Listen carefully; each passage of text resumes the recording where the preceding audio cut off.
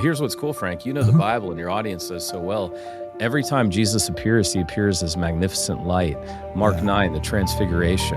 Acts 26, Paul's on the road to Damascus. He says, I saw a light brighter than the noonday sun, and that was the resurrected Christ.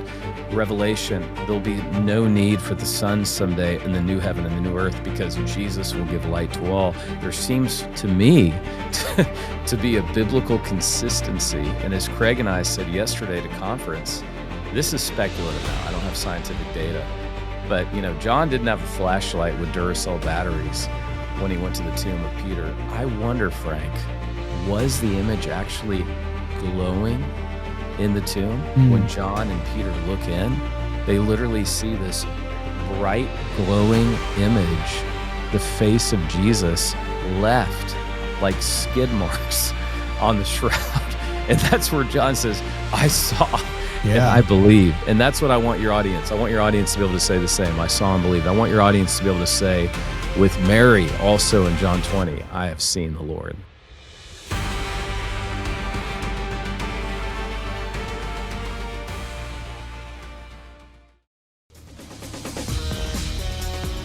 One of the most fantastic discoveries in history, possibly, is the Shroud of Turin. What is a shroud?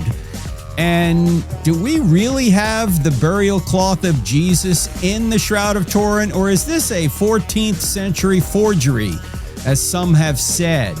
Well, my friend, Dr. Jeremiah J. Johnston has become an expert on this artifact. It's not a relic. We're going to explain the difference here in a minute.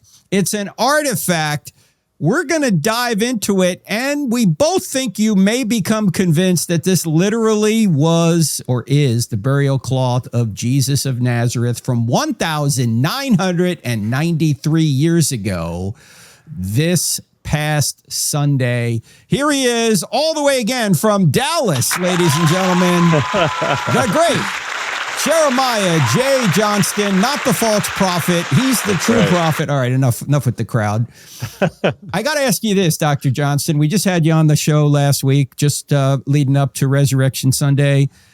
A few years ago, you thought the shroud was a joke. Now, suddenly, you're a big advocate for it being the true burial cloth of Jesus. What changed? How'd you get into this to begin with? Well, first, I'm just honored to be on your program. I rely on you, Dr. Turek, and Cross-Examine. Love your ministry. Thank you so much for standing for truth in the ways in which you do. You're one of one. You're a unicorn, and God has raised you up, and I'm just honored to have this conversation with you. All right, you can pick up your check after the podcast. I speak for everybody saying that. My passion is the resurrection of Jesus Christ. I'm phenomenally interested in it. I have an addiction for truth wherever it leads. And when I was doing the press junket for my book, Body of Proof, which came out a few years ago, people kept asking me in the media about the Shroud of Turin. And honestly, I was agnostic on it. And 99% of Bible scholars are there. They've never bothered to study what the Shroud of Turin is. I put it in that, I lead Reformation tours. I put it in that category of Catholic relics, which there's over 20,000. And I just thought, this is a joke. I'm not going to study this. And then my pastor, Jack Graham, said, hey, you ought to really actually look into that before commenting on it, because we can all, when we reach a certain level of influence, we can be careful because we shouldn't comment on things we're not really learned in, because that's when we get in trouble. And Frank, it was a Friday morning men's Bible study on Good Friday here at Prestonwood a few years ago, where after a series of conversations with a gentleman named Barry Schwartz, who gave literally the TED Talk on the Shroud of Turin, that I presented what I was learning. And to be really transparent with you and your audience, my son, Justin, who's my best friend, was in that 6:30 a.m. Bible study, and to get an 11-year-old to talk about anything but sports or gaming was an absolute miracle. And he was so locked in spiritually, Frank, to what Jesus had done for him on the cross. It all clicked, and I thought, wow, there's something here. And so I began to study it. I've traveled the world. I've interviewed all of the scientists I will discuss with you on this podcast, so stay till the very end. And here's the point. Because I'm not irrational, I follow the evidence and believe that Jesus literally wore this Shroud of Turin as his grave clothes. That's a very dramatic statement. Because I'm not irrational, I believe the Shroud of Turin is authentic. Well, that's a high bar, but let's talk about it. Before we get into it, can you explain the difference between a relic, like a piece of the cross or a thorn from the crown of thorns, and an artifact, which is the Shroud of Turin? Yeah, we really only have two artifacts that now are custodial of the Catholic Church. And I just want to help people with this because I'm as Protestant as you can get. I thought that the shroud was a Catholic relic. It turns out that the shroud was not given to, it was bequeathed technically from the Savoy family to the Catholic Church in 1983. So it wasn't even part of the Catholic Church, and it wasn't bequeathed to the church, Frank. It was actually bequeathed to the living Pope. And so that's very important to distinguish. And so it is not a relic, it is an artifact because the shroud has been studied scientifically more than any other archaeological discovery of all time. When I speak on this, I actually have, it takes 2 slides to show the 102 academic disciplines that have spent 600,000 scientific research hours of men and women who have staked their academic reputations. These are not pastors or apologists who have a dog in the hunt who want it to be true. The evidence compels them to believe that the shroud is authentic based on their particular areas of specialties and research. And so what's phenomenal about that is I've actually talked to these physicists and mathematicians, and they have actually staked it, saying we cannot explain how there's an image in the shroud. So I want to help our audience. We actually have an image that we can pull up of what the shroud is. A lot of people hear this word shroud, and they're like, what in the world is a shroud? All 4 Gospels, Matthew, Mark, Luke, and John, tell us that this very important evidential detail that, in fact, there was a shroud that was left in the empty tomb of Jesus. Matthew, Mark, Luke, and John. So it was that important. You know, we only have 89 chapters in the Gospels. There's an economy of words. 1/3 of the Gospels deal with what happened that first Easter weekend. And this evidential layer that it wasn't until John saw, to use this term, it's used 11 times in John chapter 20 alone. It's used 226 times in the New Testament. He saw the linen cloth, the shroud lying there. He saw John 20, verse 8, and believed. And that's what I hope people will have. I hope that's the payoff of today's podcast, is that you'll see even more and you'll believe in it even more. So unlike someone who says, I have a piece of the cross, or I have the nail that nailed Jesus to the cross, or I have a thorn from the crown of thorns, there's really no way to verify that. But that would be a relic. This is an shroud artifact. Has so much scientific scrutiny that we might be able to say with a very high level of confidence that it literally is the burial cloth of Jesus. Because we're not irrational. I mean, I know more about the shroud than I do on airplanes I fly in, and I stake my life on them. The evidence is overpowering, and I'm not the only one. I'm delighted that several other Bible scholars and archaeologists now see the evidence for what it is. And so I would just love to guide your audience by the hand, Frank, if I may. Sure. And I don't know where you stand on the shroud, but my job is to convince you on this broadcast as well. My friend Gary Habermas, our mutual friend, who wrote the foreword to your last book. Yes. And you helped edit his 4th volume of his magnum opus. I remember Gary talking about this years ago, and he still talks about it on occasion. Do you know the book in his life, his own book that sold the most, was a book he wrote in 1980 called The Shroud? Yeah. And he co-authored it with another author. That book still is his top seller. Yes, the verdict on the shroud, I have it. It's phenomenal. It's still relevant based on the science, but we actually have new science that's come out. We have breaking news for your podcast audience, because the shroud has been dated in 5 different ways beyond the CR14 dating. And so I'm going to shroud pill you on this, Frank. I'm going to convince you and your whole audience. Gary said he's 80% convinced. That's the last time I talked to him. I think he's probably more convinced now. I think he is. Let's put the image up on the screen now of the shroud on the top, which is a tan color, and then you seem to have a negative below it. Explain the difference there. So here's the cool thing. And I believe that there is a controlled revelation of Jesus Christ tied to technology that's happening right now, tied to the closeness of the second coming of Jesus. It's, God knew photography would be invented in the 1840s. And in 1898, a gentleman named Seconda Pia, who is a lawyer, he's a follower of Jesus, and he has a camera. Now, Frank, I've seen the actual camera. It's the size of a dorm fridge. It's massive. This is before celluloid film. He used glass plates, which I have seen, and the exposures took 14 minutes and 20 minutes each. And he's in the dark room, and I want to take you there in your mind's eye. He develops the image, and that's what you're seeing on the bottom, is the image in the negative, which technically is the photo positive of the shroud. And he literally said, never more appropriately, Frank, "Oh my God." He thought he was the first person since the apostolic age to be looking at the face of Jesus. And so that's what started 1898, that picture, which I have seen in Turin, Italy. I've been there, folks. I've met with all the scientists. I've seen the photo myself.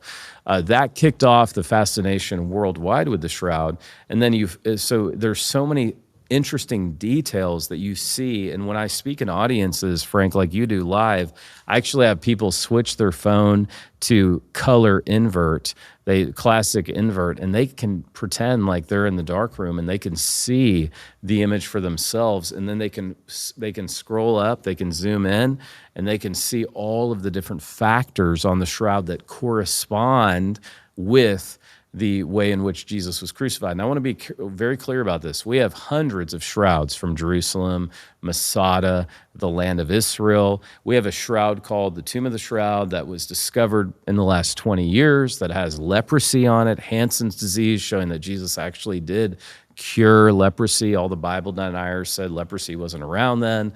That's been totally now refuted.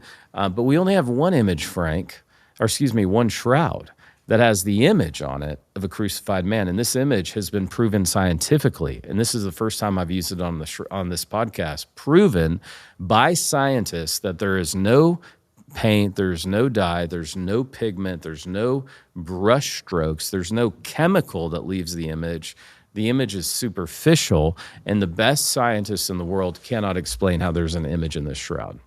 Now, we're going to get into it a little bit later in the program, that this is not a God of the gaps argument, that it's not like we just haven't found a natural explanation for this, but there's positive, empirically verifiable evidence for something spectacular happening, like a resurrection. We'll get into it. But before we do, Jeremiah, I'm looking at this image that we have here. Is this, how big is this?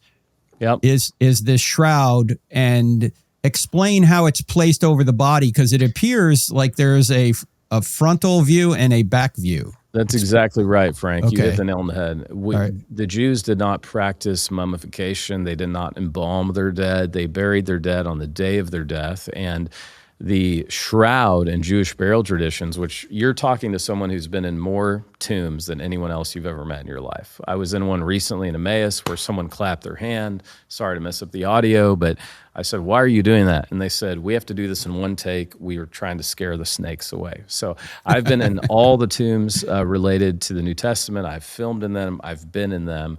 What's phenomenal about this is that we have so many shrouds, but we only have one with this image on it. And so Frank, if you were dead and I wanted to bury you and I was your brother, we would have a long shroud about 14 feet wide and about 3.7 inches wide. We would lay your body naked on top of the shroud, and then like a bed sheet, we would then cover your body completely. That's called sindon in Greek. That's Matthew, Mark, and Luke.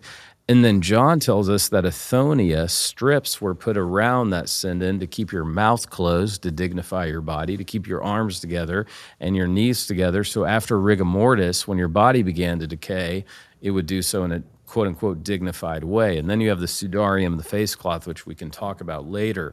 And so there's nothing unusual about that. We have shrouds from all over, including Masada. And so this is just simple Jewish burial tradition.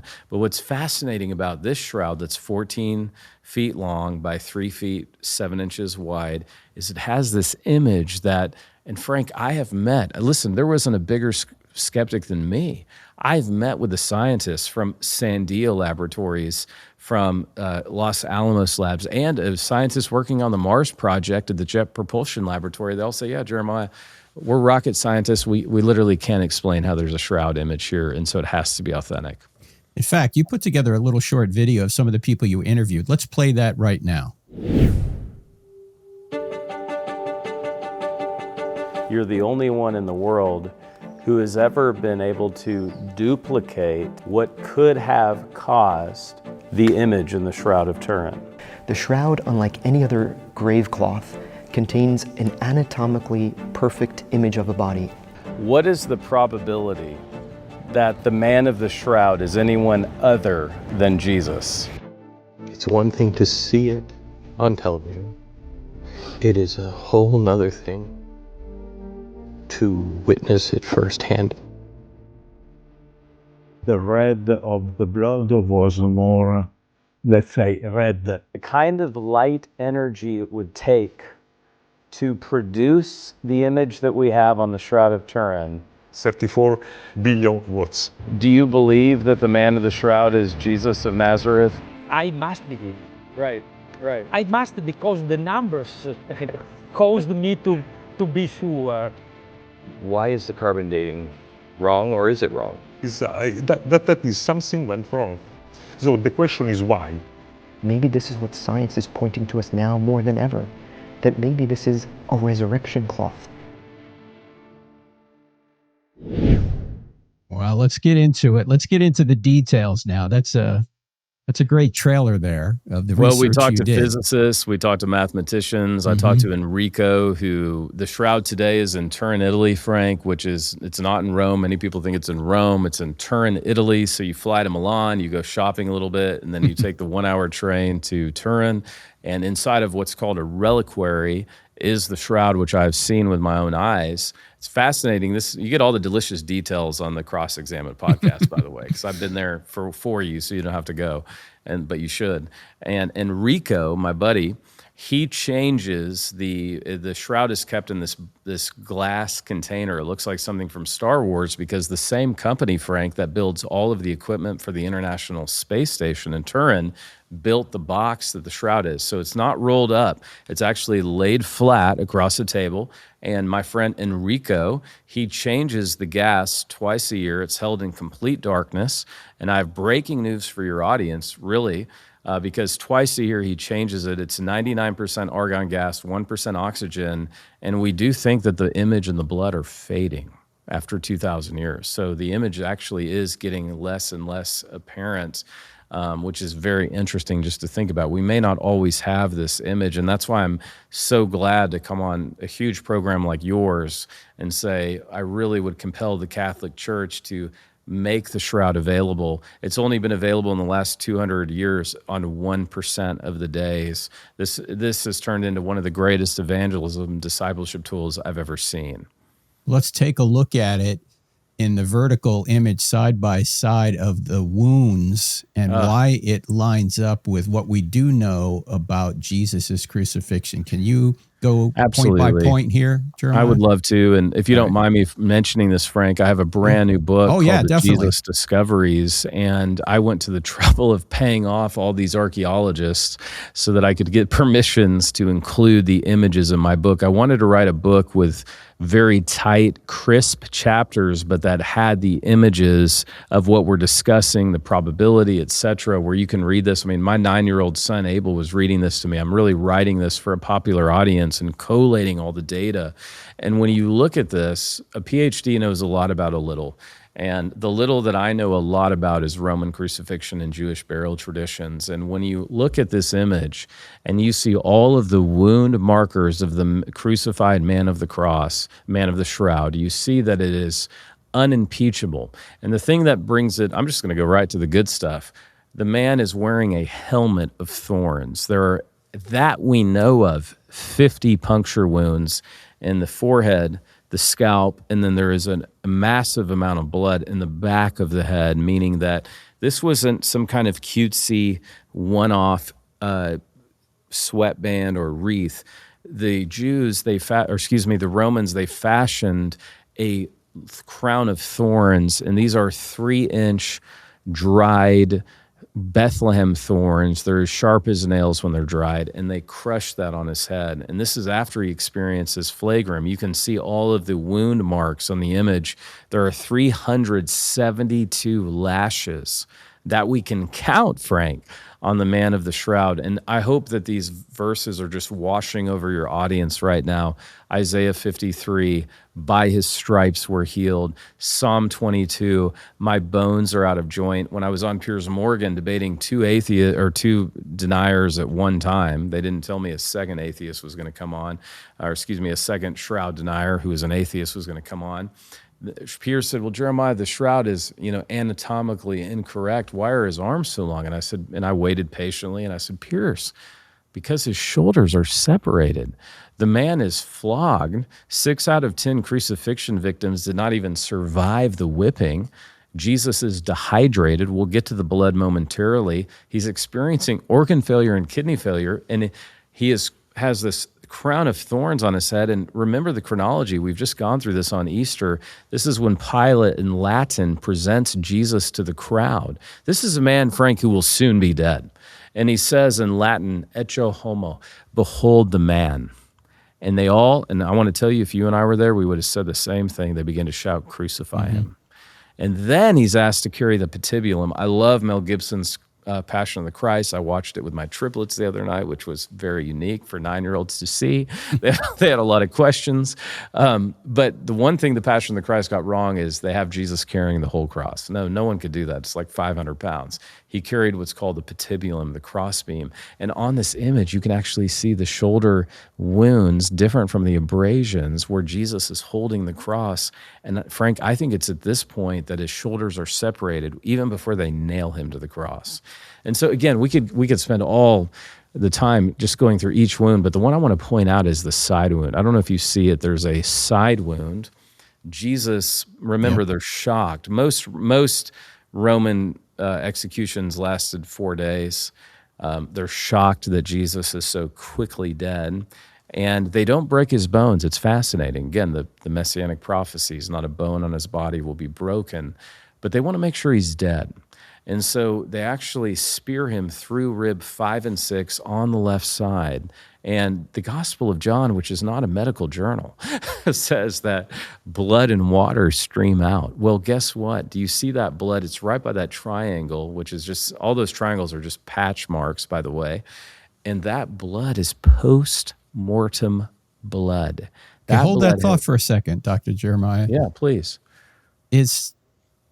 I'm looking at this, maybe I'm looking at it inadvertently. Is the wound on the right side or the left side? It's on the left side. And it might be mirrored differently with your image, okay, but it's on the left side where it has to be. Where his heart is. Our heart, exactly. Okay, and so it's through rib 5 and 6. Talk about the blood. First of all, what type of blood is on the shroud?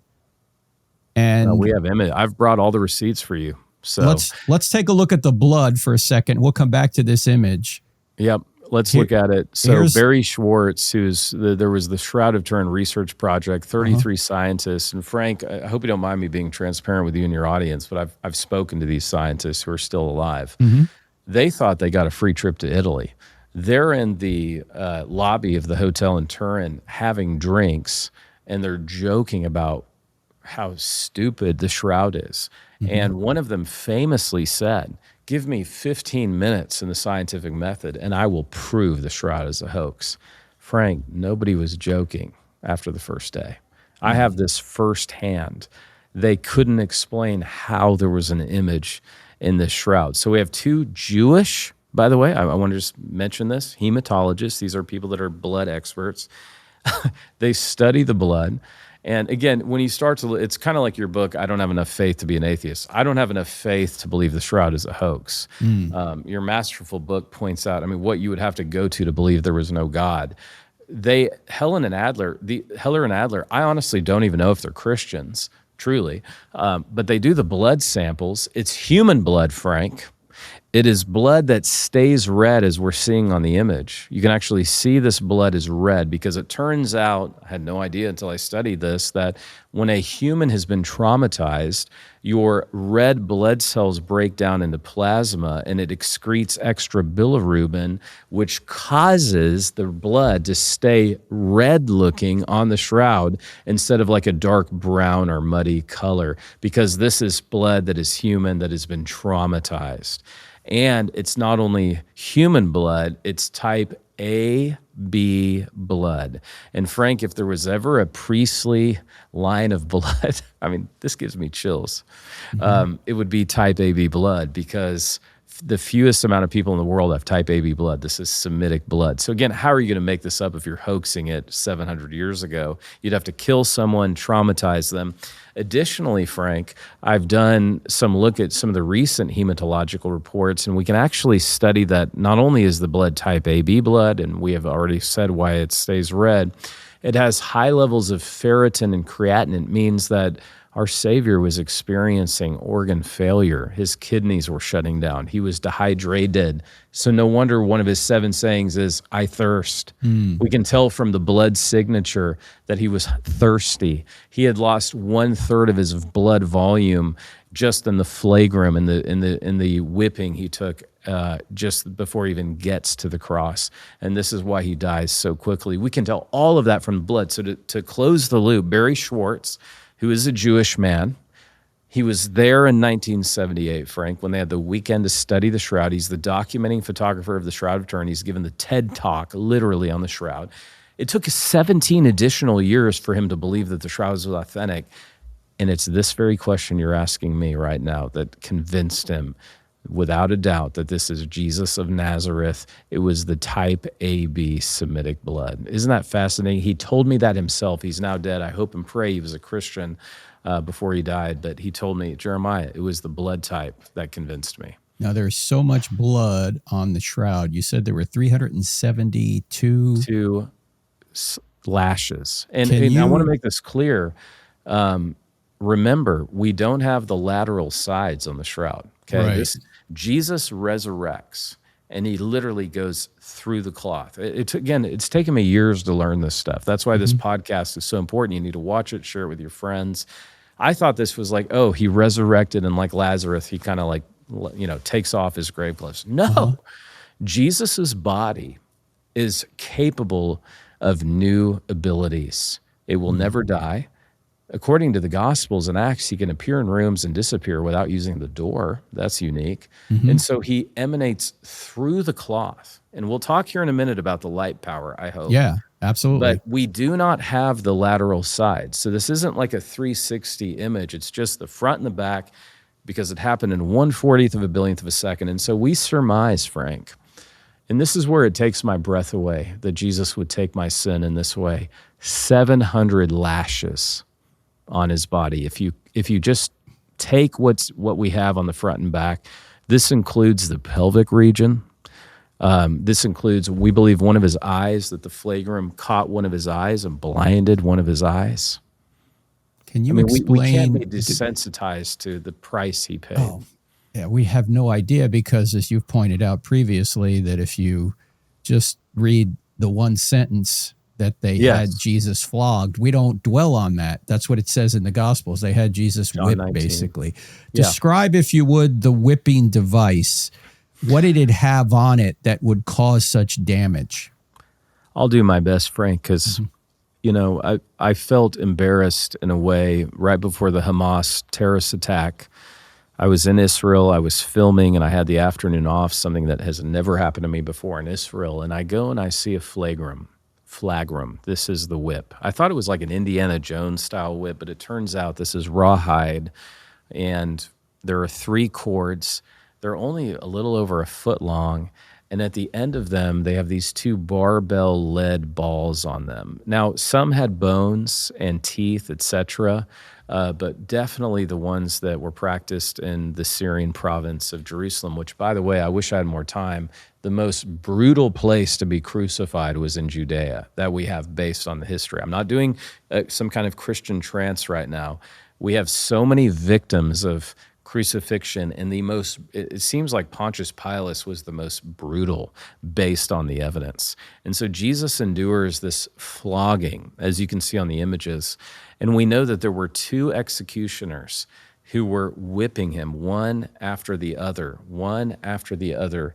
And the ends, each whip would leave 6 puncture marks because there's 3 rawhide cords with 2 barbell lead balls at the end of it, just ripping his flesh front and back.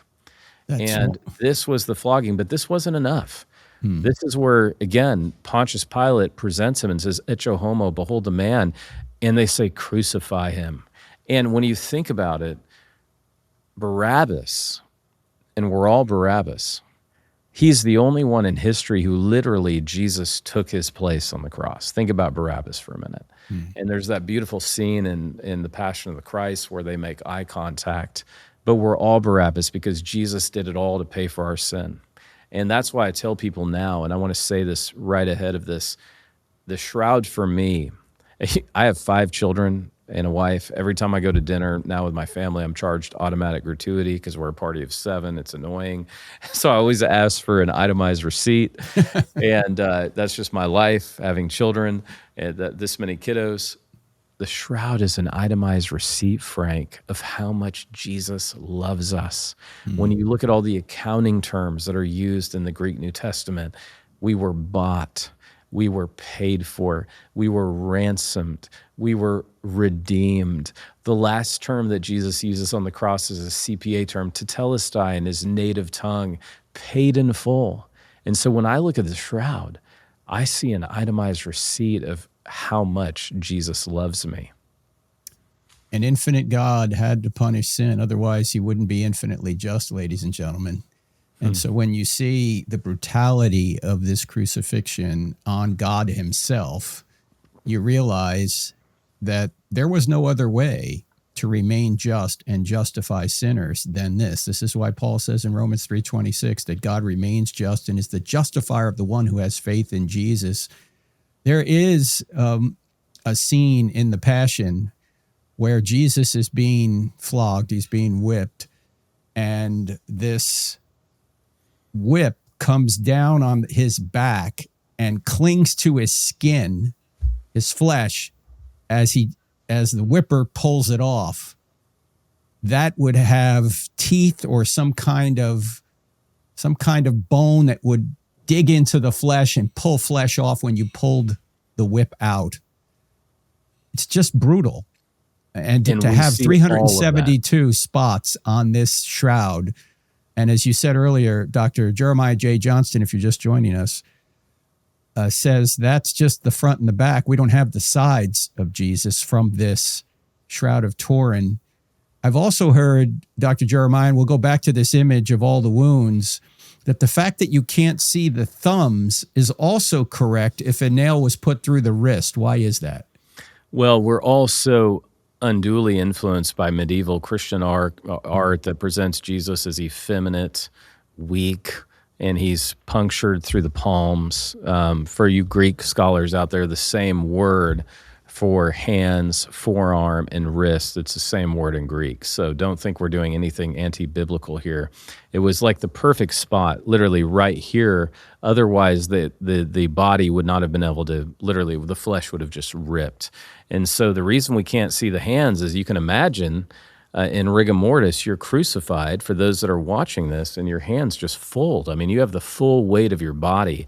The man of the shroud is 5'10" to 5'11". He weighs 170 to 180 pounds. He's a Jewish man with a long beard, as all Jewish men would have, with long hair, as all Jewish men would have. And he's a man's man. When I teach, I've been teaching grad school since 2012. When I teach the life and teaching of Jesus, Jesus probably walked 20,000 miles in his ministry. He had a six-pack. I mean, this is a guy that was a man's man, and he was able to endure the sin for us on the cross. This is why Hebrews says, sacrifices and offerings you do not require, a body you prepared for me. And so that is why you can't see the thumb. So again, there is a wonderful biblical explanation to all of this, but then it adds up historically and archaeologically and from the scholarly community as well. So the nail going through this part of the hand or the wrist right here would have collapsed the thumb behind the hand. And that's why we can't see it, ladies and gentlemen, on the shroud. We can't see the thumb. So it's correct in what we know about a physical crucifixion. Tell us about the foot wound and the fact that we found a heel bone crucified from the 1st century. I have an actual I've just acquired. I love this. I love acquiring artifacts because it turns out, I have 2 teenagers and triplets, and they go screensaver on me if I talk for more than 2 minutes. So I have to use visual aids. And I've actually used this now as a tactic in debates and speaking. It's so powerful. I actually have an authentic crucifixion nail. It's 6 inches long. It matches the exact crucifixion nail that you're mentioning at the Israel Antiquities Museum that we have from poor Yehohanan, who was crucified through his heel bone. This is something, too, that I've done work with Scott Stripling, my good archaeological friend. Jesus is likely crucified with 4 nails, not 3, being obviously the 2 wrists, but through the calcaneus. He would have almost straddled, if you can imagine, the cross, and they would go right through the heel bones on either side, and they would actually use an olive wood washer, and they would crush through the keels and affix him to the cross that way. So it makes it even more painful and more reasonable why he died so quickly. There is no footstool. There's no step. There is no rest for him to stand up and breathe. His feet are literally crucified through the calcaneus, and that's the same signature we see on the shroud. Ladies and gentlemen, remember the very first prophecy in the Bible, Genesis 3:15. Right. The offspring of Eve will crush the head of the serpent, but the offspring of the serpent will bruise his heel. And you have that right here on the cross, that the Messiah's heel is bruised by Satan. I don't have time to get into this now. We covered this in the Bible You Never Knew series, the section on David. But remember when David slays Goliath, just very briefly, Goliath is in serpentine armor. Goliath is the Satan figure in this exchange. David cuts off his head, and where does he bring his head? Jerusalem. Jerusalem was not the capital at that point. Hebron was. David wasn't even the king at this point, but he had to take Jerusalem years later. But why does he take Goliath's head to Jerusalem? Because that's where his ancestor, his Lord, 1,000 years later, is going to crush the head of Satan by being crucified himself and then resurrected from the dead. He does that 1,000 years before that event. All this fits with Scripture. Remember, ladies and gentlemen, the Bible's not just literally true, it's literarily true. Right. There are these repeated themes and events that come up over and over again. Third day is one of them. Crush the head is another. Bruise the heel is another. It comes up again, ladies and gentlemen. We see it here also on the Shroud of Turin that our friend Dr. Jeremiah J. Johnston is taking us on a tour through. What is this business about rigor mortis I see here on this image Very again, important. Dr. Johnston? What is that about? Well, it's just right in line with what you're saying. It's more messianic passages. His body will not see decay as a messianic passage. And what's fascinating about the image on the shroud, there's no bodily decay on the shroud that's traceable, meaning that this individual, this shroud covered his body for a very short period of time. And I have more breaking news for your podcast. Craig Evans and I yesterday were speaking at a symposium together, and we actually have data about how priceless these shrouds were. Of course, you know about the Nazareth inscription in your audience, that it's this crime punishable by death to be a grave robber. But we've actually uncovered a brand new text that shows that individuals would rob graves, they would leave the dead bodies, but they would steal the shrouds because they were so valuable.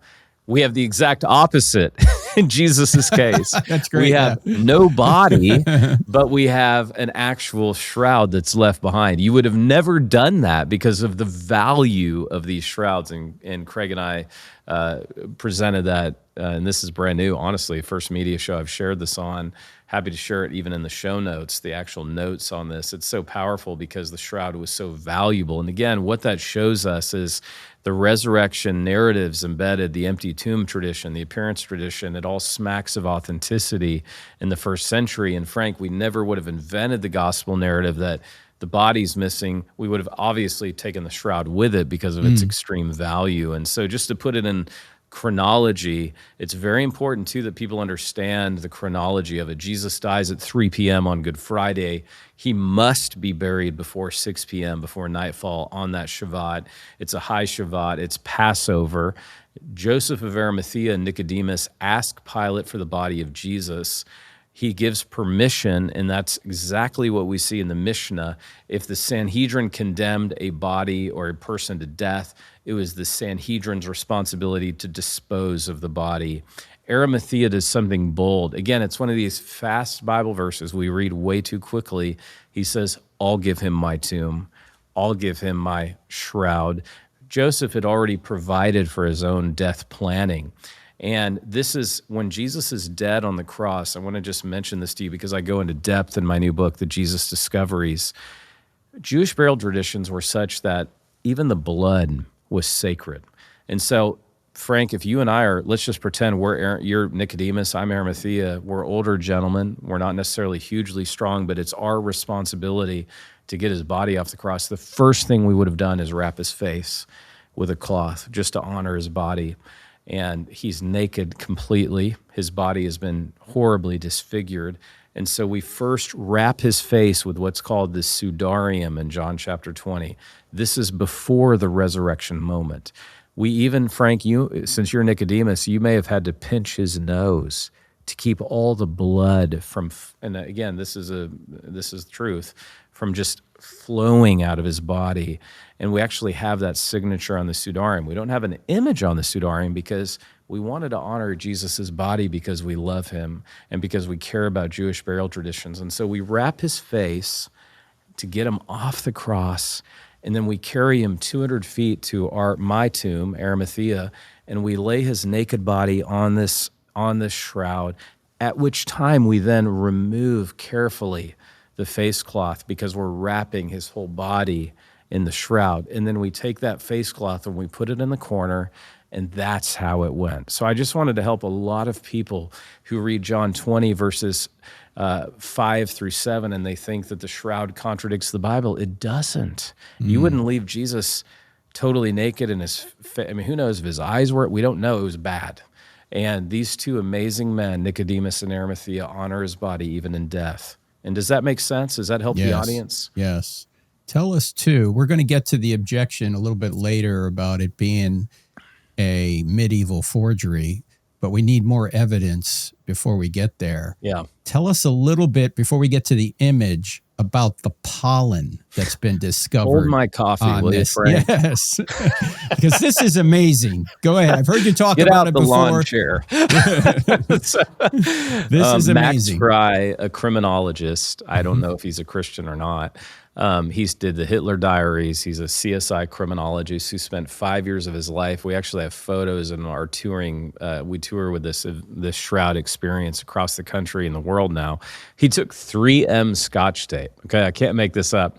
And he literally took all the pollens. We're here in Texas, where God has a second home right now, where I'm recording, and we have pollen everywhere. Yes. Everybody's sneezing and coughing. Well, it turns out there's 58 pollen spores on the Shroud. Frank, 38 of the 58 only come from Jerusalem in springtime, in bloom during the Passover. The other 20 pollen spores follow, and we have a map of this.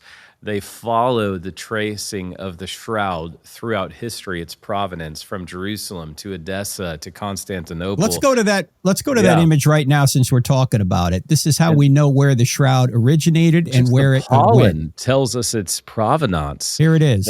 And I want to give credit to Constantinople and the Greek Orthodox Church that protected the Shroud from the Islamic Caliphate taking over the world at the time. So we have it going 33, absolutely, Arimathea keeps it. All four Gospels mention the Shroud. No one is going to lose this. And then Eusebius tells us about this face cloth, this mandilion. I'm sorry to use this example, but it's the easiest one I know. My one addiction in life, Frank, is the Kansas City Chiefs. I'm from Kansas City, went to games my whole life with my grandpa and my mom. And the Chiefs weren't always the Chiefs. They were known actually as the Dallas Texans before they became the Chiefs. The Shroud is very similar. It's been known by different names. It's only been called the Shroud of Turin since the 1500s, 1578, I think, 16th century, when it goes from France to Turin, Italy, in a political move more than anything. And so it's been known throughout church history as the face cloth, the mandilion.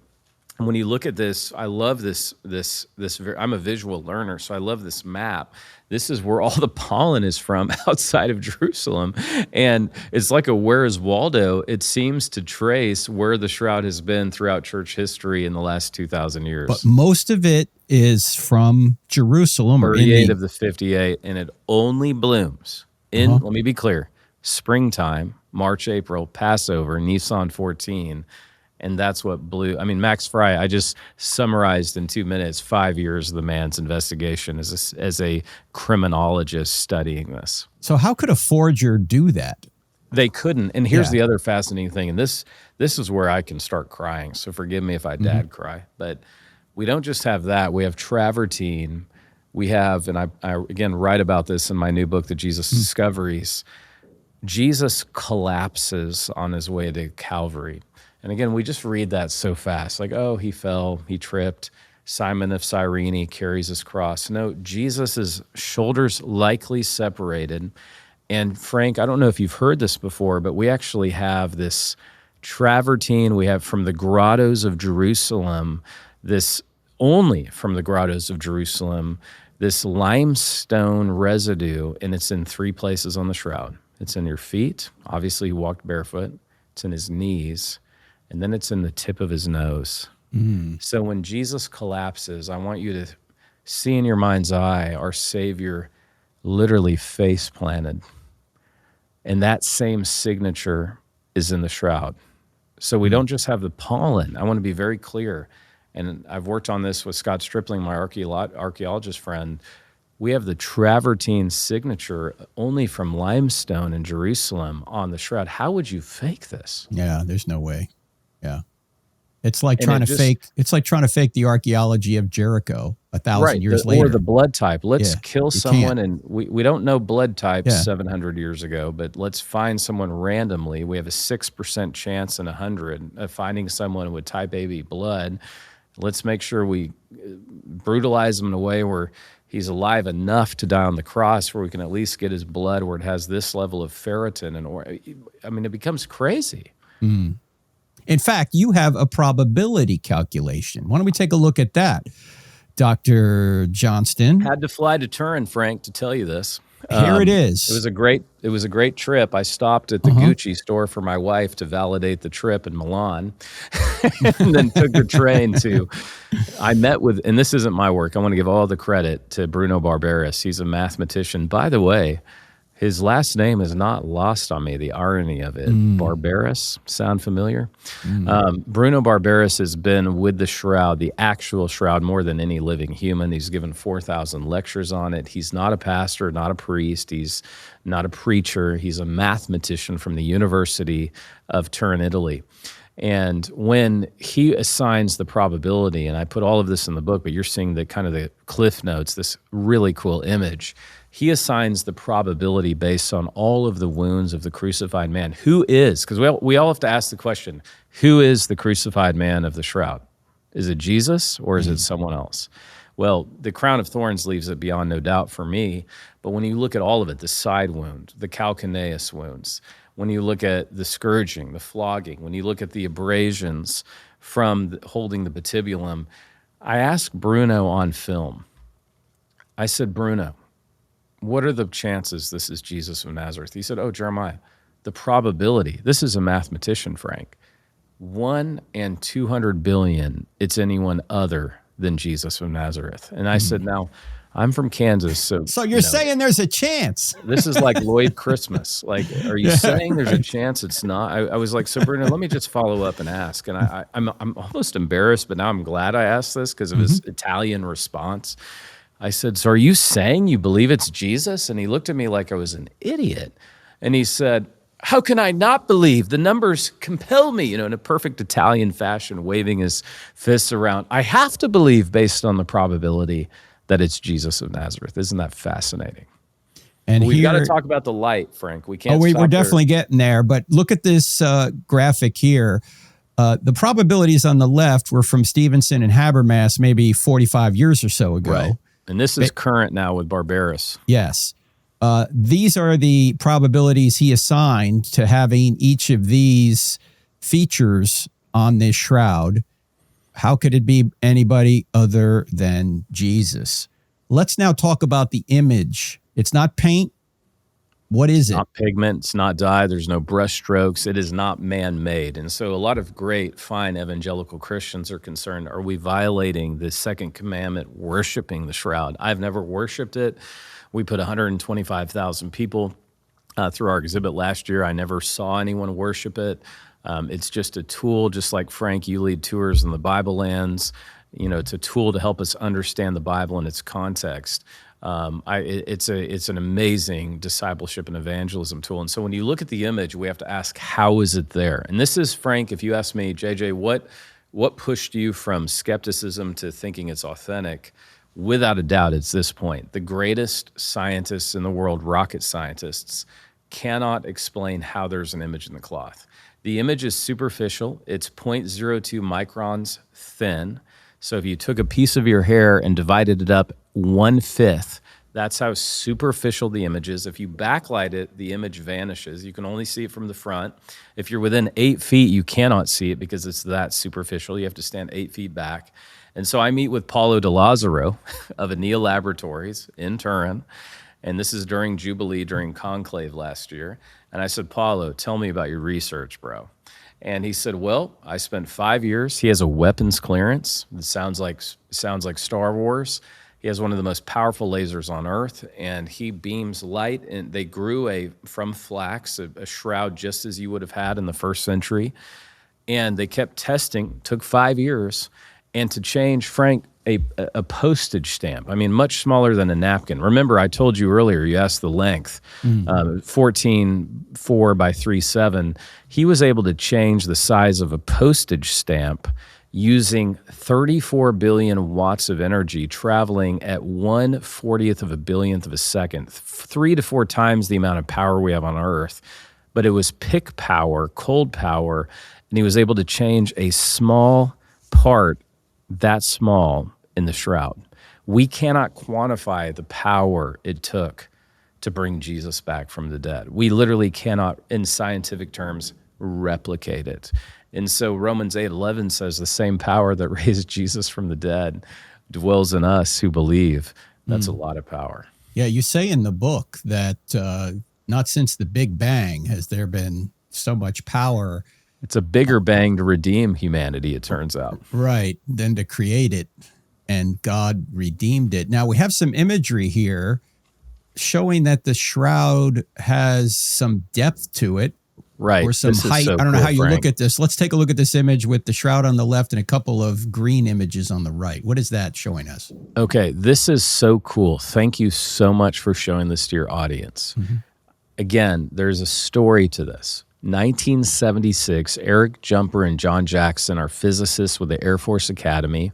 They're hanging out in New Mexico, Sandia, Los Alamos Laboratories. They're working on nuclear bombs, no big deal. And they have the VP8 image analyzer, which studies the effect of the nuclear bomb on planet Earth. A lot of people have erroneously said like it was used to study the moon surface. That's all false. That's ChatGTP nonsense.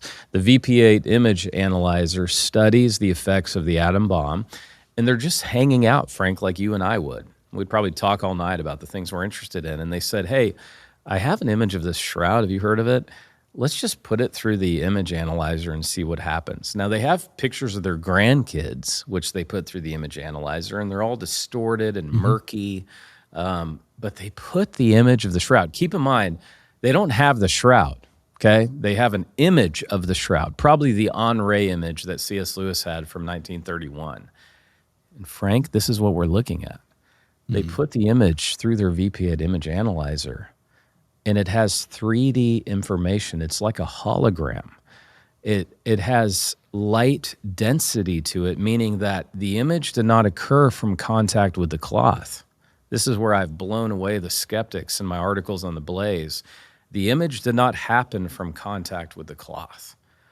It is this light source that we do not understand. That's 1976.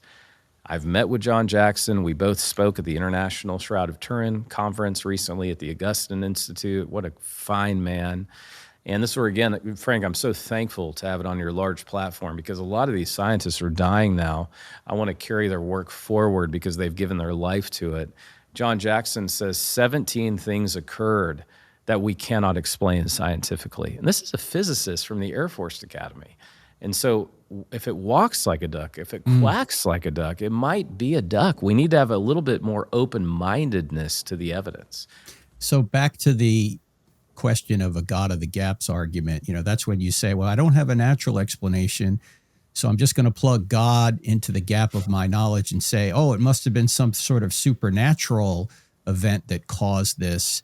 However, what you're saying is it appears that according to this one scientist you spoke to, and I guess others, he's saying it would take 34 billion watts of energy, cold energy, but the speed traveling at 1/40th of a billionth of a second to leave an image in the cloth, which we cannot replicate on planet Earth. So that would appear to be a positive evidence for something beyond the natural. It's not just that we lack a natural explanation for this.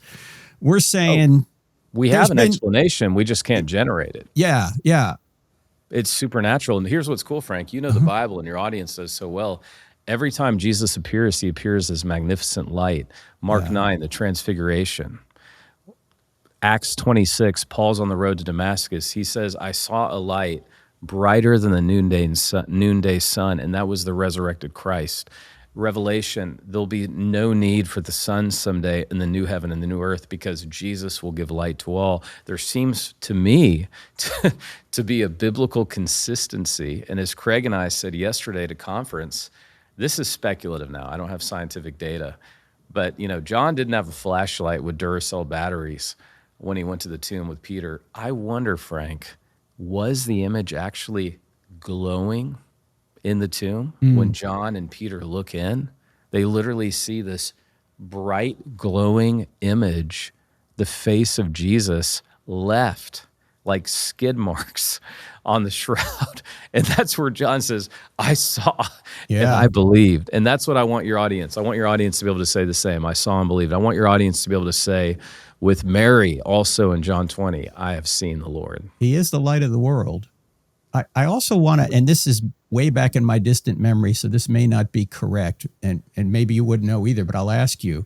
I thought I saw some imagery or video of the moment of conception when a human being, isn't there a flash of light? Absolutely. Okay. So there seems to be a corollary here with life and resurrected life tied to light. And that is, I've had thousands of comments on these, and many people have sent me that. Again, so many points of tangency. And so again, if we're reasonable people who follow evidence, how much evidence does it take you to believe that something is real or evidential? I mean, I know a lot more about the shroud than, I'm an American Airlines junkie. I know a lot less about how these planes work that fly me to where I need to preach, but I still step on board with 2 feet. I know a lot more, Frank, about the shroud. So again, because I'm not irrational, I'm just following the evidence. And again, the resurrection stands without the shroud. Yes. So we need to make that point clearly. If this is a fake, it doesn't appear to be, but if it doesn't change the evidence for the resurrection. Changes nothing. This is like icing on the cake here. But I do think it's interesting, Frank, and I'm not like a boogeyman Christian. I do feel, though, that we're getting closer to the second coming of Christ. And I just wonder, has God tied this amazing revelation tied to technology as we get closer to Christ coming? I mean, think about photography, 1840s. Well, the first picture is 1898. And, this has drawn people to Christ. I met a guy yesterday who shook my hand in Houston, and he said, Jeremiah, I saw the presentation on the shroud. It brought me back to Jesus. He's telling me this. And so whatever it is, it's a tool that we can use. And again, no other religion, and Frank, this is what you do masterfully.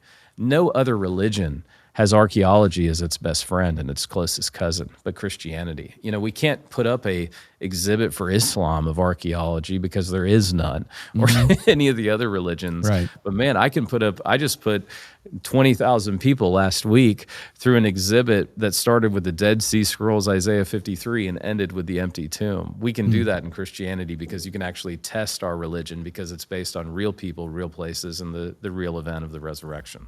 Before we get to the 2 or 3 biggest objections to this, I want to show one more image that you have. It's the image of a raised part of the shroud. In fact, the entire shroud appears to be raised. And then you have some other imagery of the shroud going over the face of Jesus. Explain to us the significance of these images that we have on the screen this now. is that VP8 image analyzer that shows that we have imagery of the body where the shroud cloth is not connected or touching the body. We cannot explain that. We can see the body where the image is there, but the shroud was not in contact with the body, which shows the image did not emanate from contact with the body.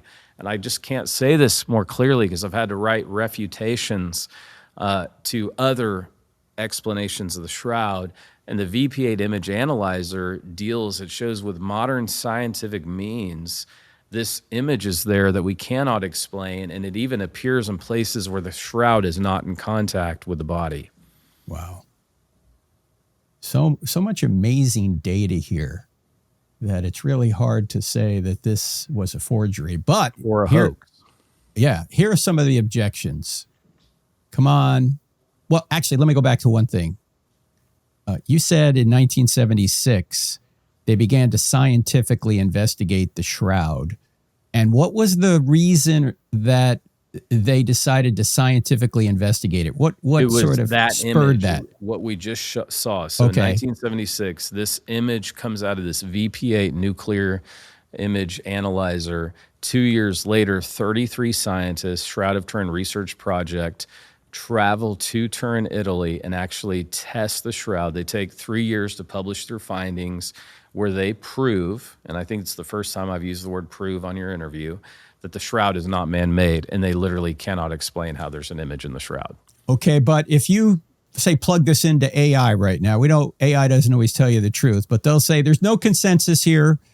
They'll say this was a forgery from the 1400s or the 1300s. Tell us why that's not true and why the dating came out incorrectly. Right. 2 questions. Well, first, you have to actually deal with the science first. Like we could say anything was a forgery. I mean, I could quote Porphyry and Celsus to you right now, who ridiculed the Christian movement for having women, female eyewitnesses, and what a joke the Christian movement is. So we can always appeal to hostile witnesses as forgeries. That doesn't mean they're valid. You have to actually deal with the science. And we have now the beauty of modern science saying there is no pigment, there is no paint. These forgeries from the 14th century, they didn't have the privilege of science. They could say, oh, that was just a paint job. And again, we have to put ourselves in the world. I know, Frank, you've probably done Reformation tours. We have to put ourselves in the world of the medieval time. There were great Christians who were so tired of relics. Right. You know, I've been to the home of John Tetzel where he said every time a coin in the coffer rings, a soul from purgatory springs. I mean, there was an uprising against anything related to relics. So if you were hearing someone had another relic of an image of Jesus, oh boy, here's someone else ripping someone else. It's natural to see that. Right. But here's the cool thing. You actually have to deal with the science. And as we've already stated, this is an artifact. And so let's talk about the carbon dating. 1988, utterly corrupt dating. I could just literally, again, hold my coffee while I talk about the carbon dating.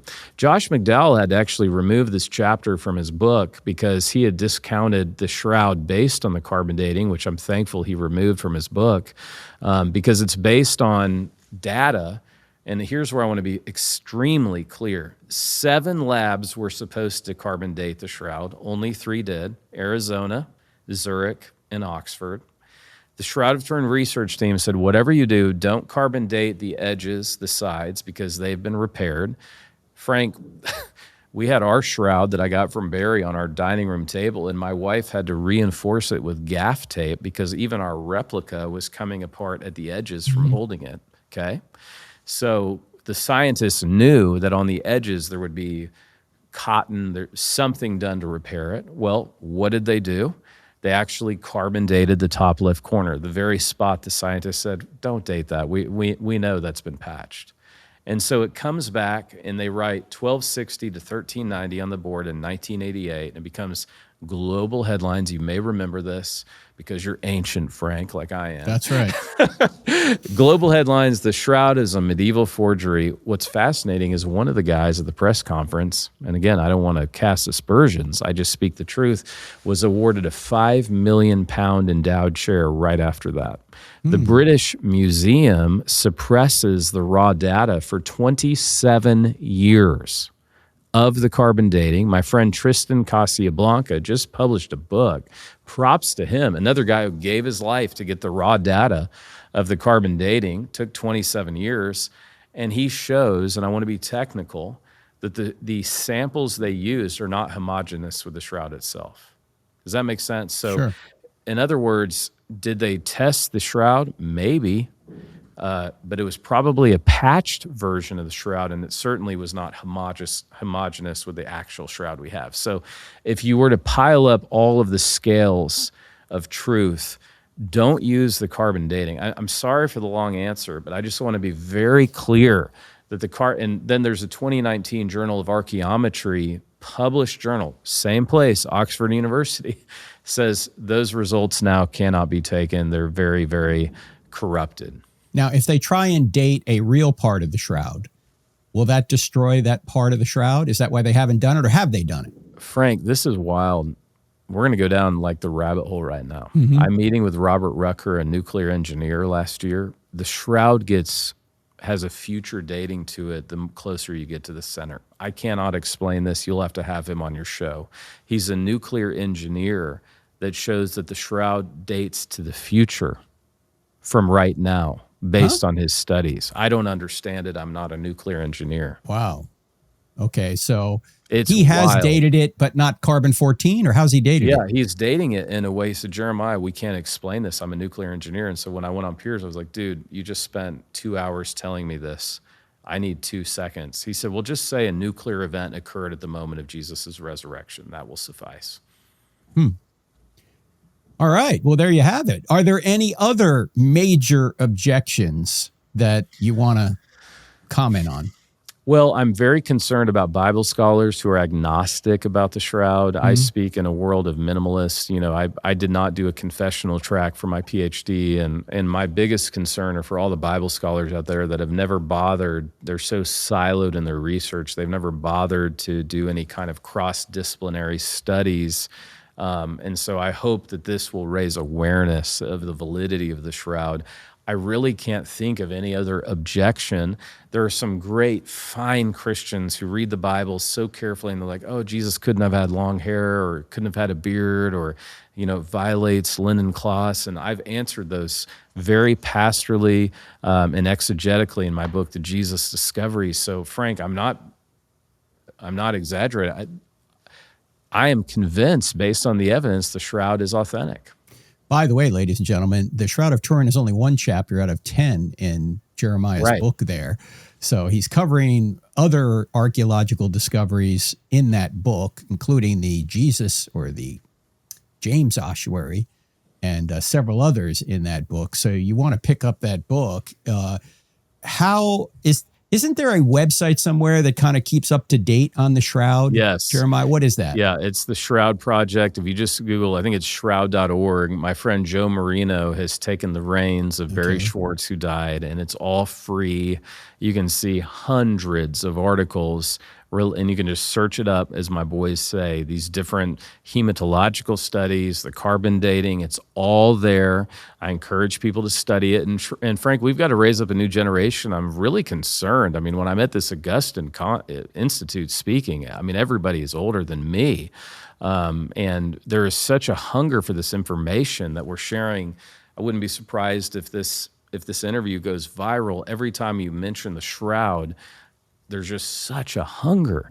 And my only deal, my dog in the hunt is I have 5 kids, and it turns out that the greatest way I've been able to explain to them how much God loves them is showing this itemized receipt of the shroud to my 5 kids. And it's really hit home. It's made such an impact. And so I'm speaking as a dad. Wow, I've loved taking my kids on a journey of don't ever doubt God's love for you. Romans 5:8 in the Greek is in the continuous.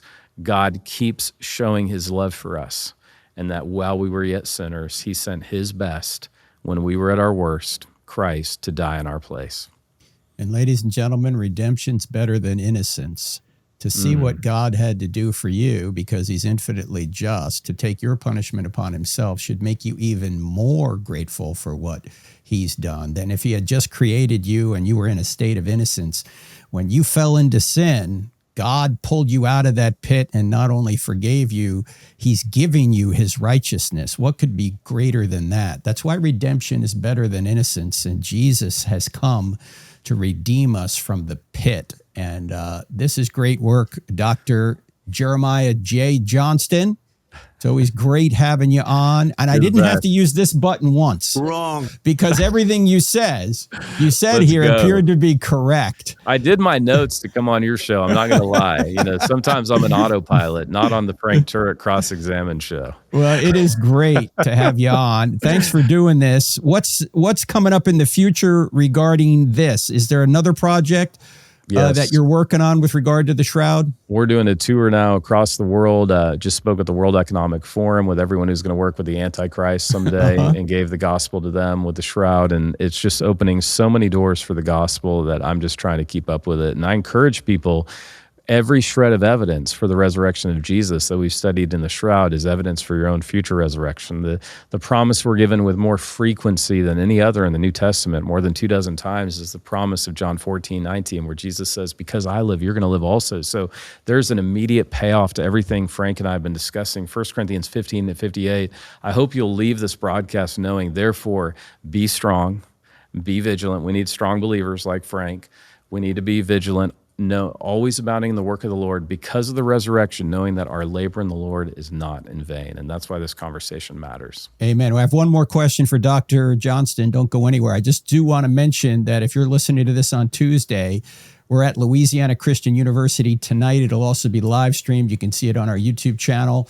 And then we have this coming weekend, this Sunday, April 12th, we're going to be at King's Church in New York City. Forget about it. That's going to be in Manhattan, I think around 31st Street, somewhere in there. You'll see the details on our website. Speaking there Sunday morning, my good friend David Engelhardt is the pastor there.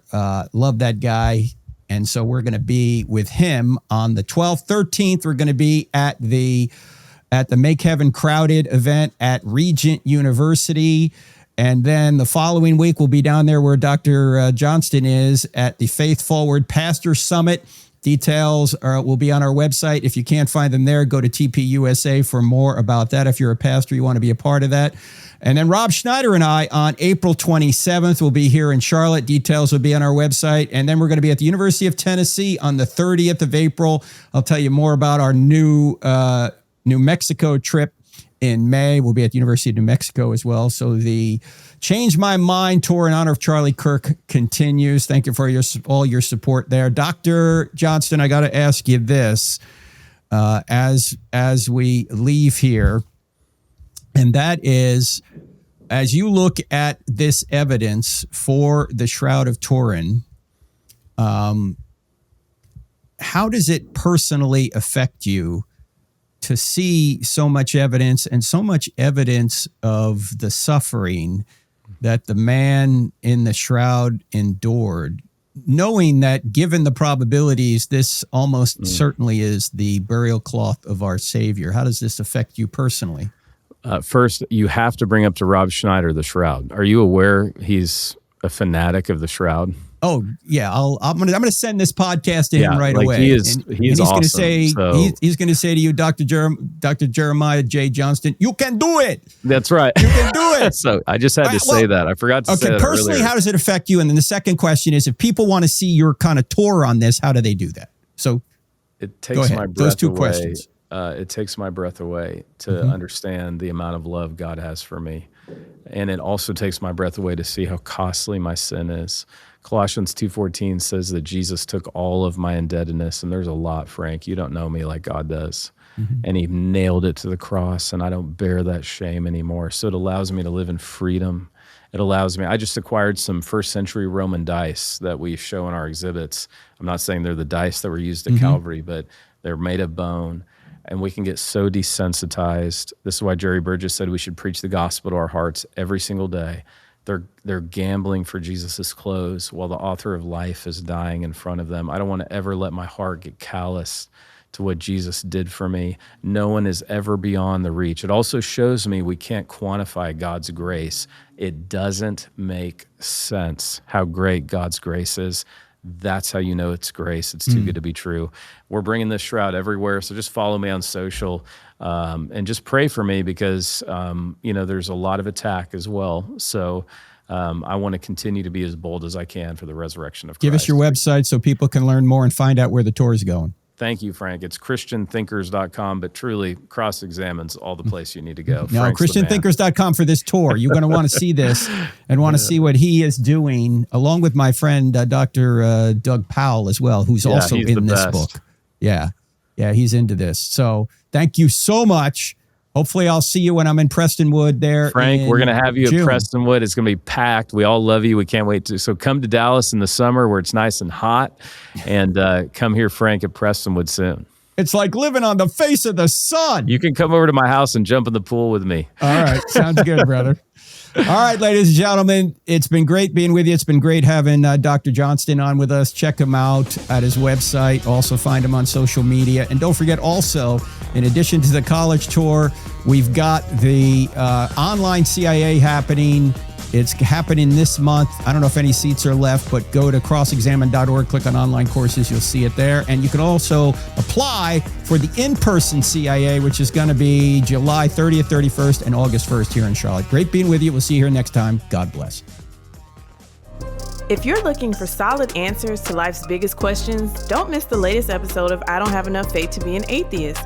Find it on Apple Podcasts, Spotify, Pandora, iHeart, OnePlace, and Podchaser. Tune in, discover the truth, and share it with someone who needs it. Let's keep spreading the truth together.